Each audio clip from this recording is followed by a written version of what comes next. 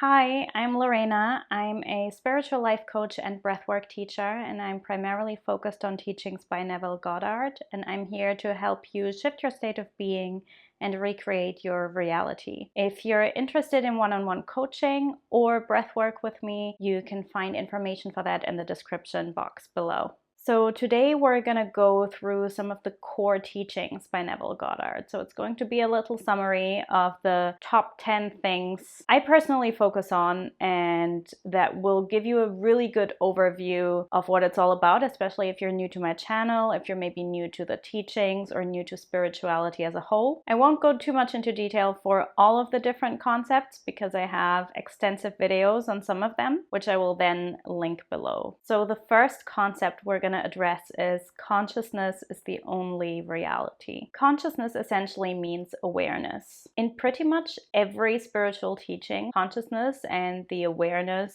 of being and knowing who you are is at the core of it. You may also have heard that you are not your thoughts, and you are not your feelings, your emotions, and you are not your body. And that's because you have thoughts, feelings, and a body. It's something that you can observe. And because you can observe them, it means you are not them. The only thing that always remains, no matter what happens, even if you lose your sense of self, is that you will be aware. You will be conscious. You will know that you exist. You will know I am. And your I am, your consciousness, is also the core of Neville Goddard's teachings. The first principle in his teachings is be still and know that I am God. Goddard also says that consciousness is the only reality. It's the only thing that is permanent, and it's the only thing that is the truth.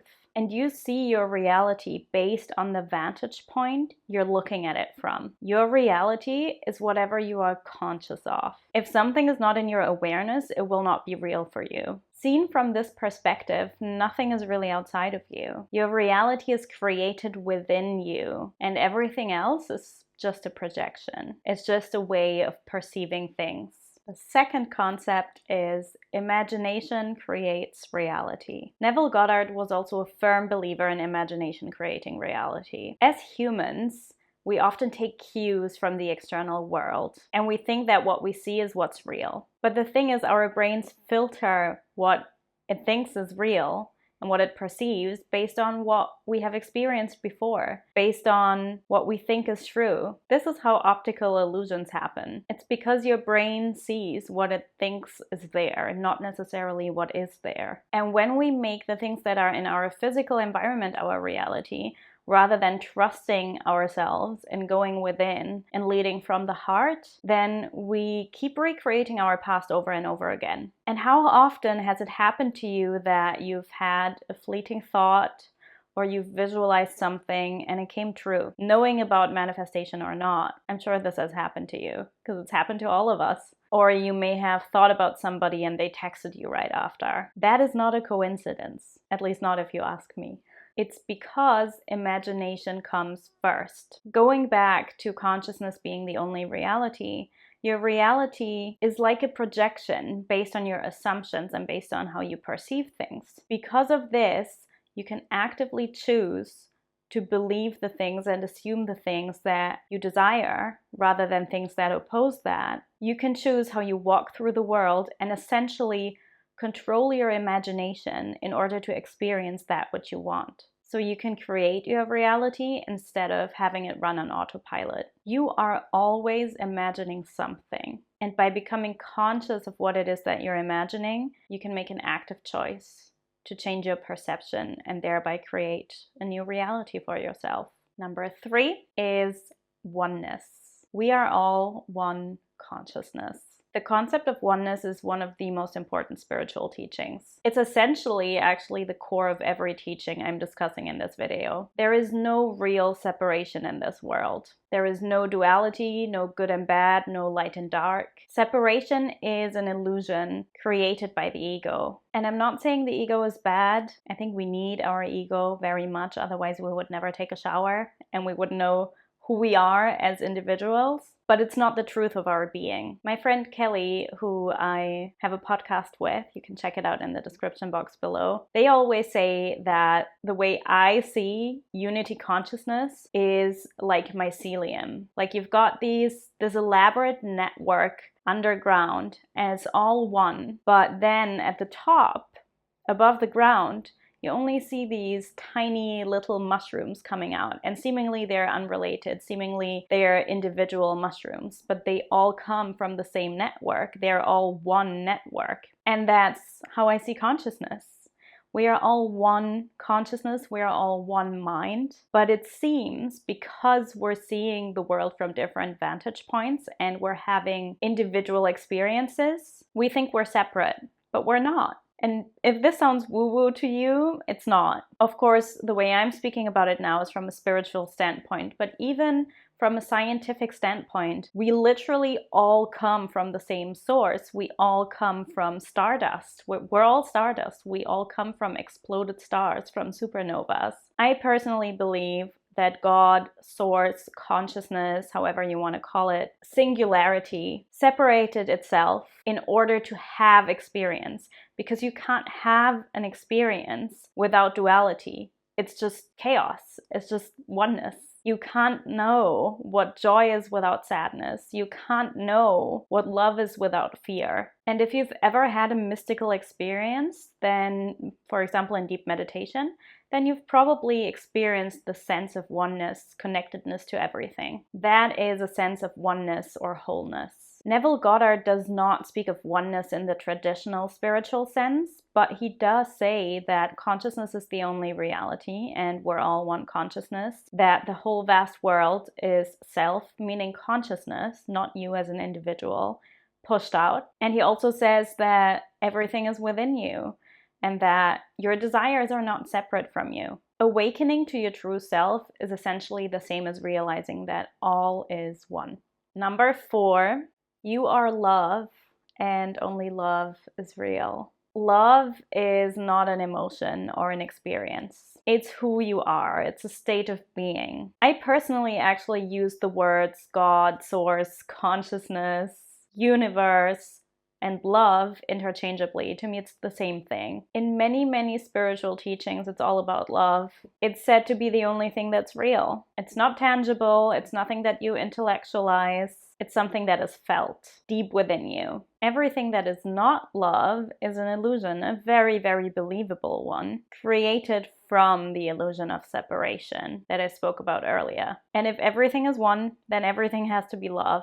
For example, then fear is only an absence of love, and therefore it's not real. There's a quote from A Course in Miracles that I would like to read out to you. The Course does not aim at teaching the meaning of love, for that is beyond what can be taught. It does aim, however, at removing the blocks to the awareness of love's presence, which is your natural inheritance. The opposite of love is fear, but what is all-encompassing can have no opposite.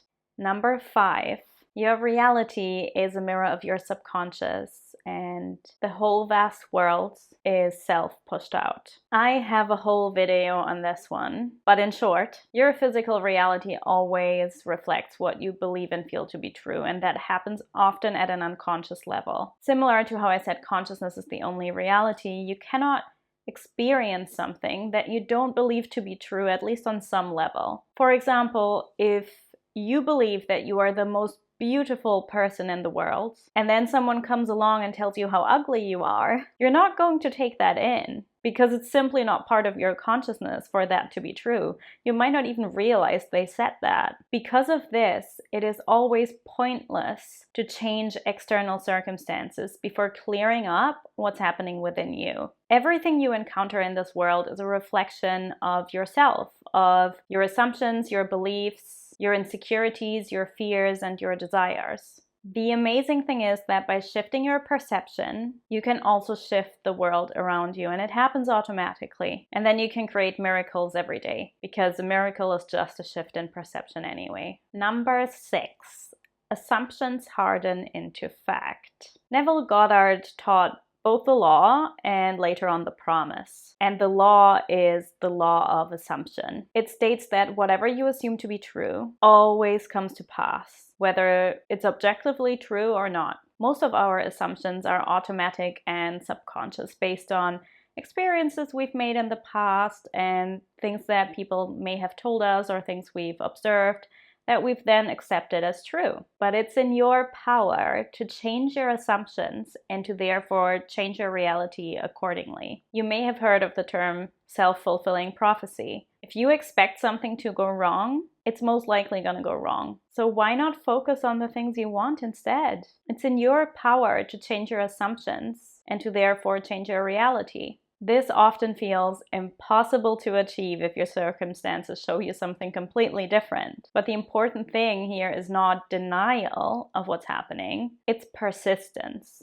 Persisting in your assumption regardless of what your senses tell you. Then your subconscious mind creates the means necessary for you to experience that reality in a way that you can't predict, in a way that you cannot know, in a way that will feel completely natural to you. Number 7, time is an illusion. This is an interesting one. From a human perspective, time feels very much real, right? We age, we have a past, a present, and a future.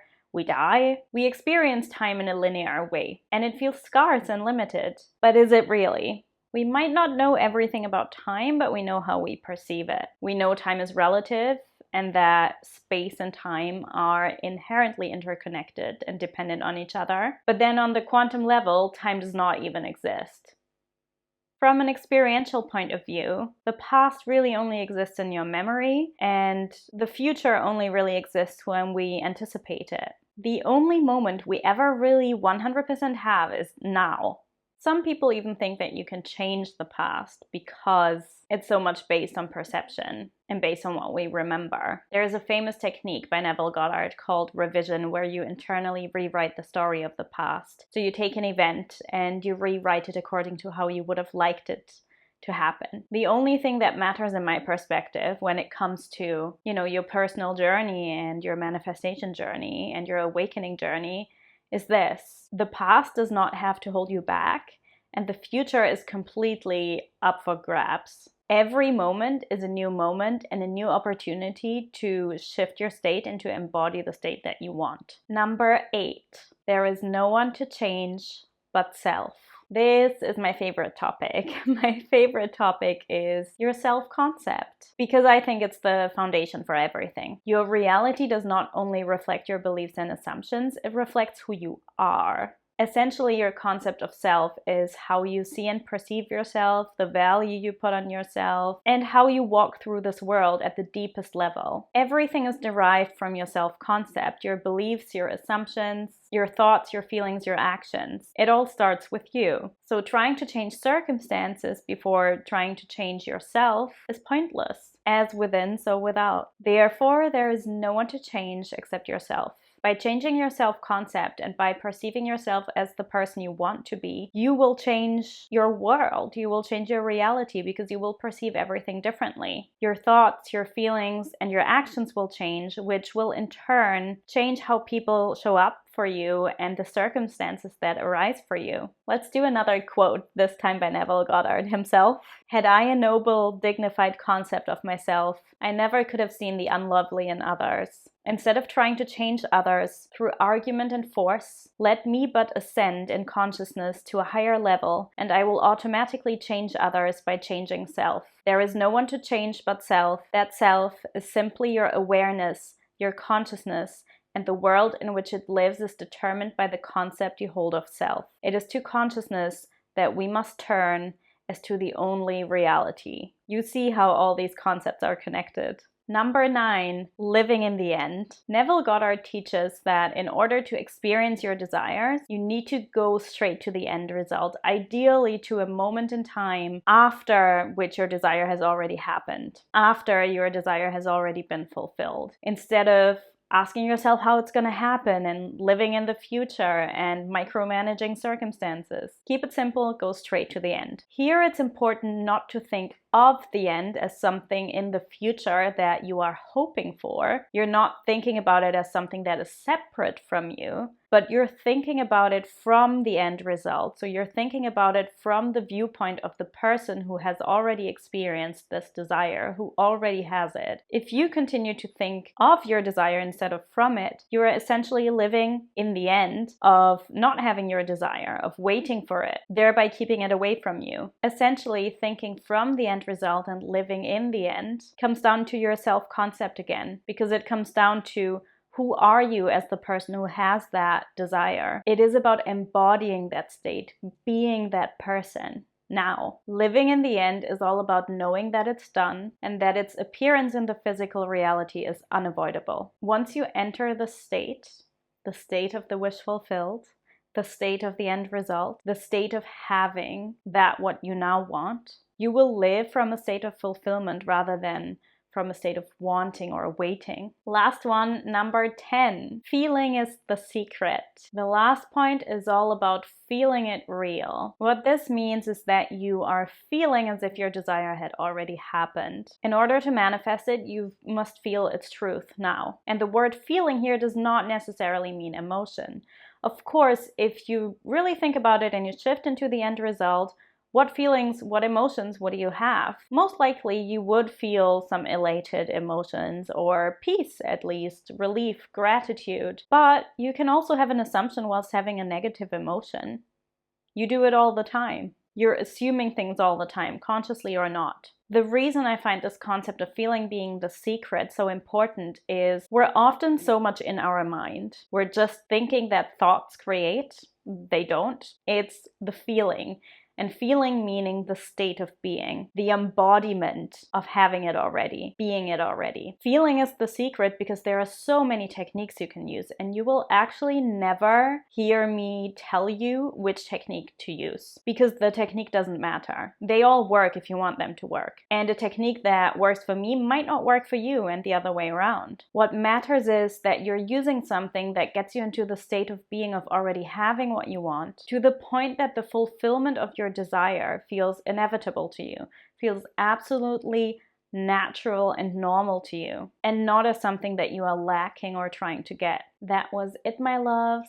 If this was helpful to you, feel free to subscribe, share this video, and comment below what you would like me to expand on, what you would like me to talk about more. Remember that you've got all the power to live the life that you want to live, that you never have to settle, and I'll see you next time.